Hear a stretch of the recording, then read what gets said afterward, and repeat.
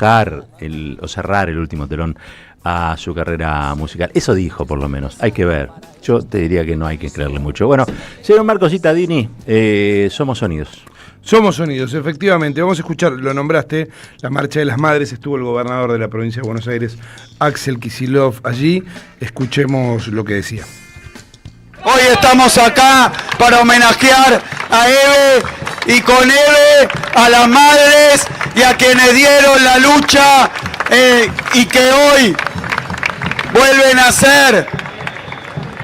a ser víctimas del intento de ninguneo, de tergiversación, de persecución que sufrieron entonces. Hoy estamos acá para decir con fuerza que son 30.000 compañeros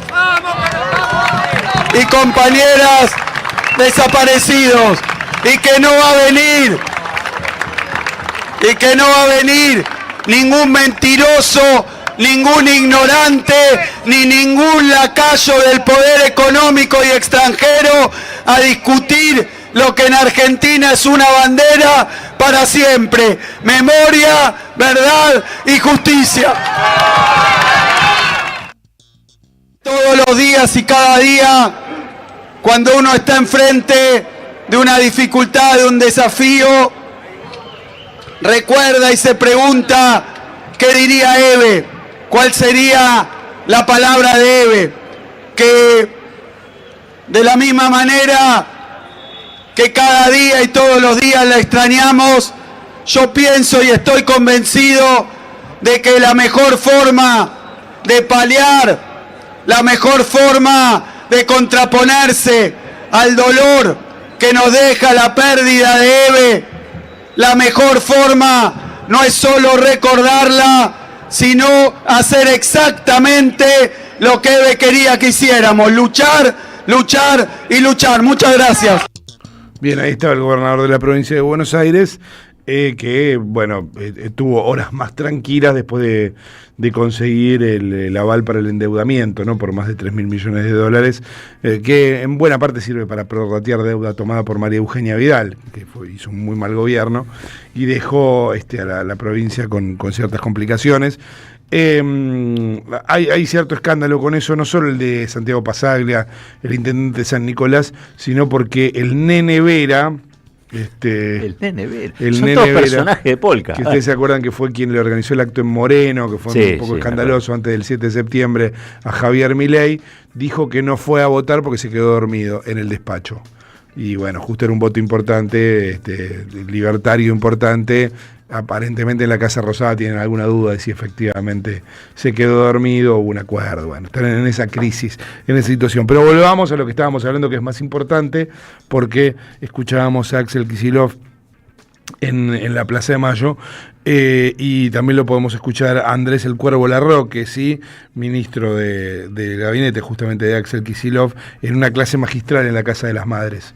Sí. También, la Cátedra Libre, la apertura de la Cátedra Libre, Eve Bonafini. Efectivamente, hablando de Eve, pero también hablando de Néstor y de Cristina Kirchner.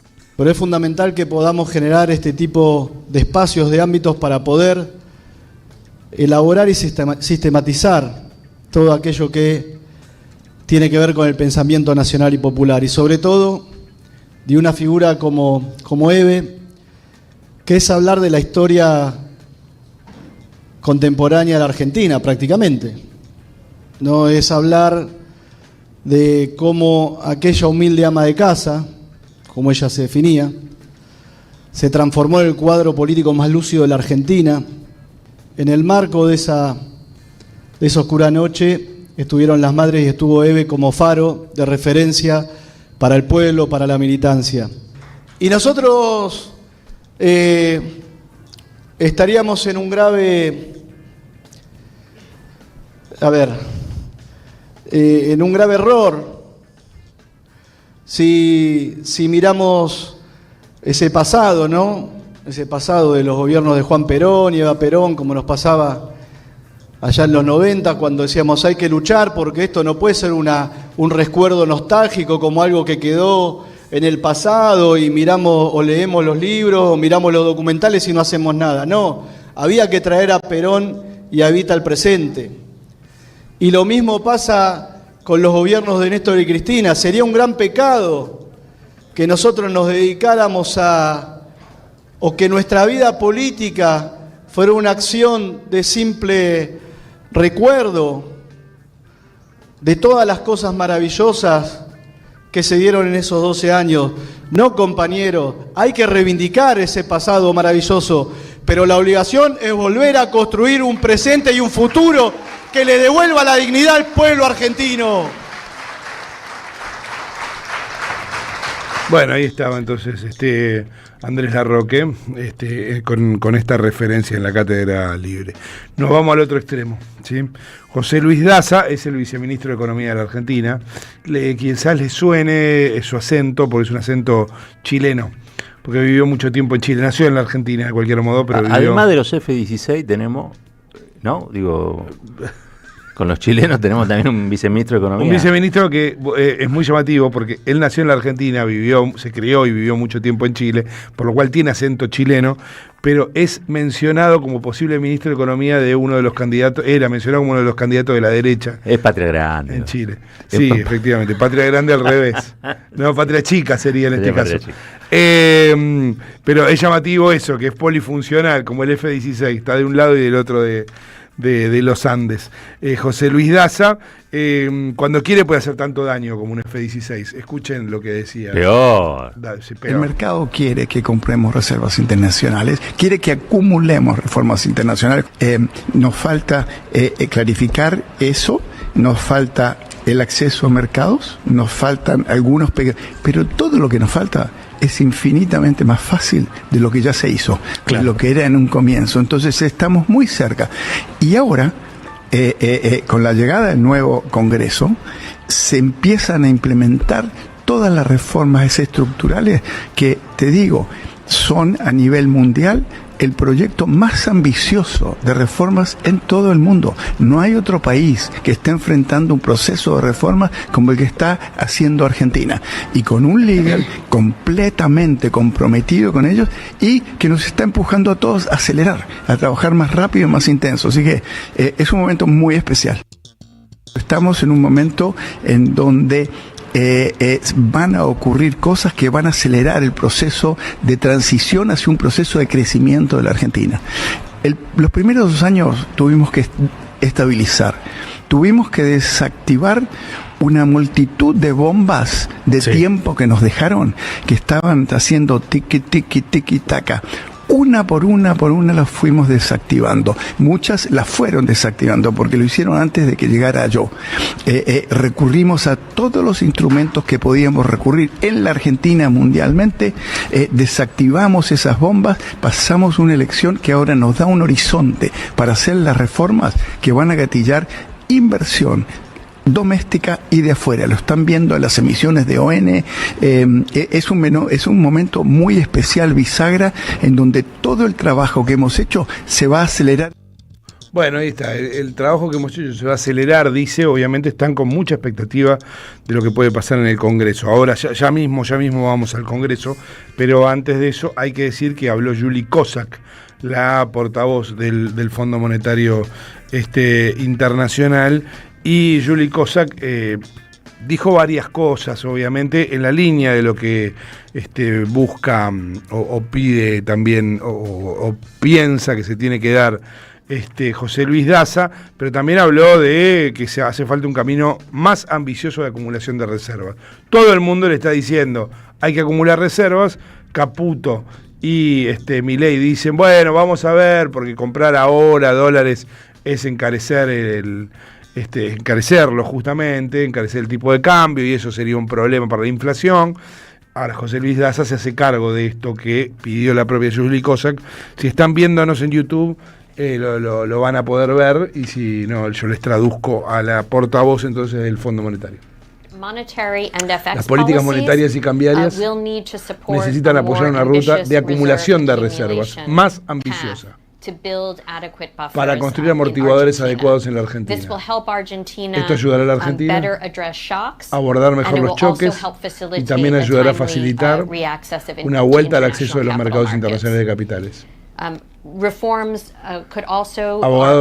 Abogamos también por las reformas destinadas a mejorar la eficiencia y la equidad del sistema fiscal de la Argentina, con continuos controles de gasto y reformas, incluidas las subvenciones, y esto ayudaría a fortalecer aún más el ancla fiscal, que ha sido muy importante para el regreso de la Argentina a la estabilidad macro. Creando una economía más basada en el mercado y resistente, Argentina también requerirá continuas reformas en el frente de la desregulación, así como esfuerzos para mejorar el funcionamiento y la flexibilidad de los mercados, incluido el mercado laboral. En todos estos esfuerzos y todas estas áreas de reforma, construir consenso a favor de estas reformas sigue siendo fundamental, incluso para facilitar la aprobación de cualquier legislación que pudiera ser necesaria. Bueno, ahí estaba entonces Juli Kozak con la hoja de ruta que ha trazado el FMI desde el principio. Ojo, sí, reforma laboral, reforma fiscal, pero también acumulación de reservas. Ven que en una cosa el gobierno avanza muy bien y en la otra, en la acumulación de reservas, no. De hecho, Juli Kozak lo está diciendo porque están planeando claramente un waiver, ¿no?, para la Argentina, porque incumplió todas las metas de acumulación de reservas. No llega. Un puente de dólares necesita la Argentina. Efectivamente. Y ahí hay algo que me parece que hay que destacar muchísimo, ¿no?, porque el responsable de no llegar ahí es Toto Caputo, el endeudador serial por un lado, pero por el otro también el tipo que es como la garantía de los fugadores. Claro. Lo que entra sale por obra de Toto Caputo. Claro. Lo que entra en materia de comercio exterior, o incluso endeudamiento, sale por la puerta de la fuga y la evasión, que banca la bicicleta financiera del Toto. Ayer lo discutía con alguien y me decía, pero ¿cómo vamos a comprar aviones F-16, ya que hablábamos de los F-16? 300 millones de dólares. La verdad que los F-16, 300 millones de dólares, al final te quedan para tu defensa. Por lo menos los ves ahí. Por lo menos los ves ahí volando, digo, por ahí todas las objeciones que poníamos importan. Los 300 millones de dólares que semana a semana regala Toto Caputo, a veces ha sido día a día que ha regalado Toto Caputo a sus socios fugadores, son aún peores. Igual te digo, el FMI, el Fondo Monetario Internacional, que esto obviamente es una caracterización histórica, está preocupado porque le devuelvas los dólares, ¿no? Y por eso milita la justa perpetuidad, pero por el otro lado las reformas estructurales, o lo que ellos llaman reformas estructurales, que no es otra cosa que desmantelar el Estado peronista o el Estado comunitario, te diría en Argentina, casi que tiene un valor muy superior. Es barata la deuda que nos dieron si consiguen que la Argentina de estos últimos 80 años desaparezca como ejemplo posible para el resto de la patria grande. Claro. Con lo cual están mirando para otro lado. No junta las reservas, no importa, miremos para otro lado. Cogobernás un país y lo compraste por 60.000 millones de dólares. Nada. Un país del porte de la Argentina, quiero decir, ¿no? Nada. Obviamente. Jorge Macri se reunió con Diego Santilli y con Manuel Adorni, ¿sí? Están en la negociación por el apoyo al presupuesto y a la salida decía lo siguiente. Una muy buena reunión, donde repasamos un montón de cosas en las que estamos trabajando en conjunto. Logramos tener un presupuesto aprobado en la Ciudad de Buenos Aires con el apoyo también de la Libertad Avanza, además de el radicalismo y otros espacios. Así que fue una buena reunión. Nosotros estamos pidiendo, es uno de los requerimientos que tiene el bloque de diputados y el Congreso y tanto diputados como senadores, que en el presupuesto nacional esté incluido el renglón donde quede claro y explícito la obligación o el compromiso de la nación de pagar la coparticipación a la ciudad. Bueno, ahí está. Sigue con esta idea de que vuelva lo que en un momento le había dado de modo regio Mauricio Macri, ¿no? Una coparticipación desmedida para la ciudad de Buenos Aires. Recordemos, eso fue en medio de una sonada policial cambiado por el presidente Alberto Fernández en ese momento. La justicia, que para algunas cosas es muy rápida y para otras muy lenta, obviamente, falló a favor de la ciudad, no restituyéndole todo el porcentaje de coparticipación que le había dado Macri, que era una barbaridad, 3,54, un delirio. ¿Pero que la va a devolver? Lo tiene que devolver. La ciudad tiene que devolver, o sea, pero igual es como... No, la nación le tiene que devolver a la ciudad. Por eso, la ciudad de Buenos Aires. Todo lo que se quedó durante ya lo tiene. Ya está. Eso lo gastó. Mirá. Bueno, eso vale que te voten casi la mitad de los porteños, ¿no? Sí. Que lo hacen también por cuestiones ideológicas, no digo porque... Obvio. Porque cuando ha habido una mala administración también siguieron votándolos. A la ideología, cuando la acompaña también el dinero, bueno, se consiguen resultados que vos decís, che, salís todo de día, es un desastre lo que hay acá. Y sin embargo, bueno, la gente los apoya. Ojo, hay un circuito de lugares en la ciudad de Buenos Aires que me parece son el voto duro de los macristas, que perdura y que creo que han encontrado finalmente una identidad política que los arrope. Efectivamente, así como lo decís. Hablando de identidades políticas, vamos al Congreso. Habíamos prometido que pasábamos por ahí. Miguel Ángel Pichetto forma parte de este nuevo grupo, ¿no? Él vive ahí, ¿no? Sí, él vive ahí. Sí, efectivamente, en un sarcófago en el segundo piso. Duerme. Listo, lo dije. Escuchémoslo a Pichetto, ya que ¿qué más puedo agregar? No se entusiasmen mucho y que no hagan de este hecho el pensamiento de creer que tienen el control total de la Cámara. Me parece que una primera minoría lo que te determina es la necesidad de buscar acuerdos y con otros sectores, tratar de ver cómo llegás a los 129 diputados en la Cámara para poder sacar las leyes y cómo llegás en el Senado a tener 37. El gobierno sigue siendo un gobierno de minoría. Tiene la primera minoría, pero es un gobierno de minoría, valga la redundancia, y requiere de acuerdos para poder sacar leyes, avanzar en reformas que tienen que tener razonabilidad para que los otros sectores puedan acompañarlo y votarlo, en fin. Bueno, Pichetto sabe de razonabilidad porque recordemos que acompañó la ley bases y es responsable él también. Es un racional. Sí, claramente, de que el decreto 70/2023 no haya sido revisado, ¿no? Claro. Obviamente. Sáquenlo un poco, para que tome solo un poco. Sí, Pichetto está demasiado pálido. Sí, efectivamente. Hay una nueva versión de Drácula, de Luc Besson. Tampoco digamos. Les quiero decir que está muy bien. Un hombre del palacio. Que está muy bien. Sí, pero un hombre del palacio. No, pero digo, me meto en espectáculos y es real esto. Sí, pero no es Transilvania. No es Transilvania. Pero vayan a ver, Luc Besson, muy buena versión de Drácula. Ha hecho.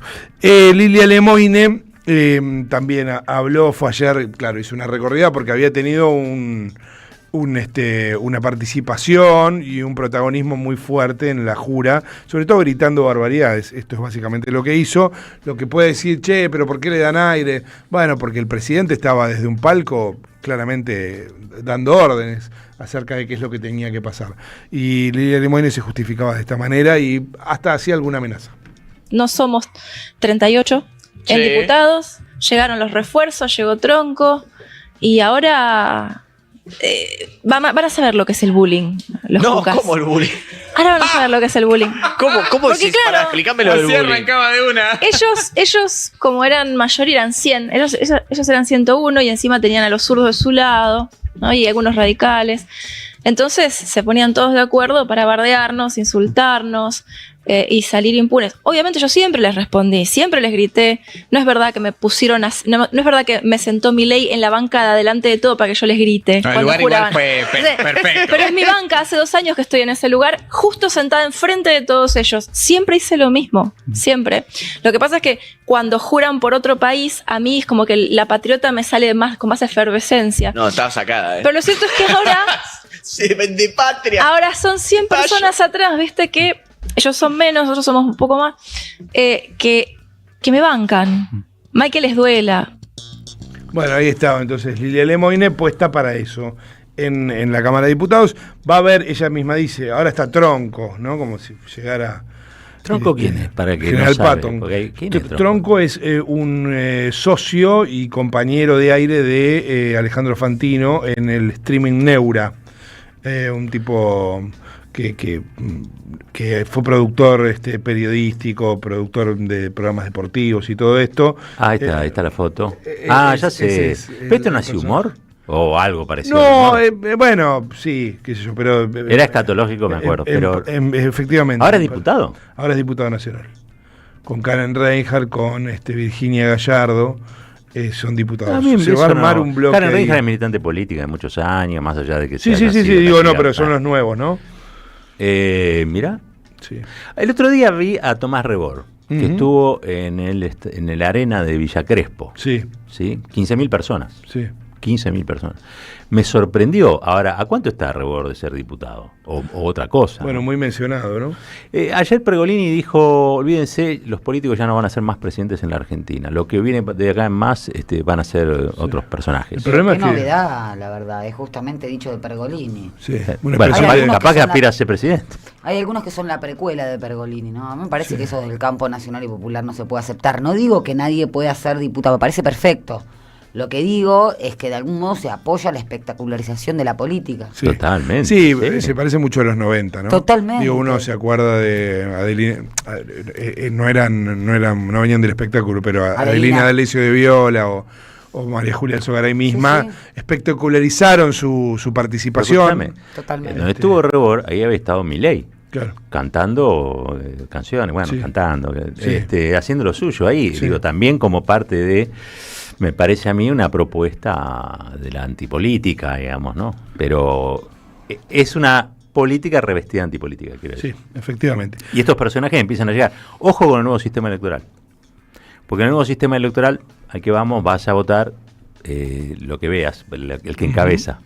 Con lo cual, lo que vas a necesitar son referencias reconocibles. Y estos están trabajando ya hace tiempo para hacerlo. Fíjense el papel que puede llegar a ocupar Feynman en la próxima elección. Feynman, digo Eduardo, ¿no? Sí, claro. Lo vienen instalando. Y son empresas, y son grupos comunicacionales, y son grupos de lobby, y lo vienen instalando. Perdón, métale.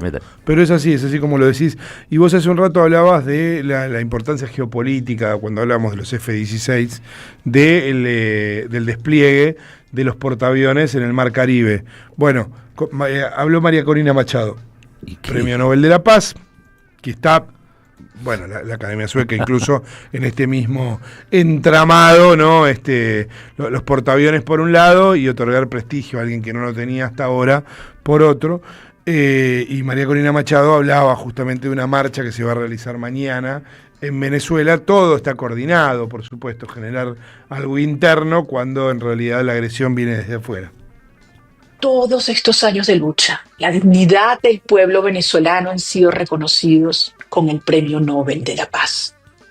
Tú y yo sabemos que ese es un reconocimiento que nos convoca a ser aún más firmes para completar la tarea, para lograr la libertad de Venezuela. Esto requiere que todo el tiempo, en todas las plataformas posibles, elevemos nuestra causa y agreguemos más y más fuerza, más energía, más oración en este pasaje final. Por eso, este próximo sábado 6 de diciembre, en familia, con la fuerza que nos caracteriza, a pocos días de la entrega del Premio Nobel en Oslo, nos vamos a concentrar en más de 20 países y 80 ciudades del mundo para elevar nuestra voz y marchar por la paz. Bueno, ahí estaba entonces María Corina Machado hablando de los derechos humanos y todo esto.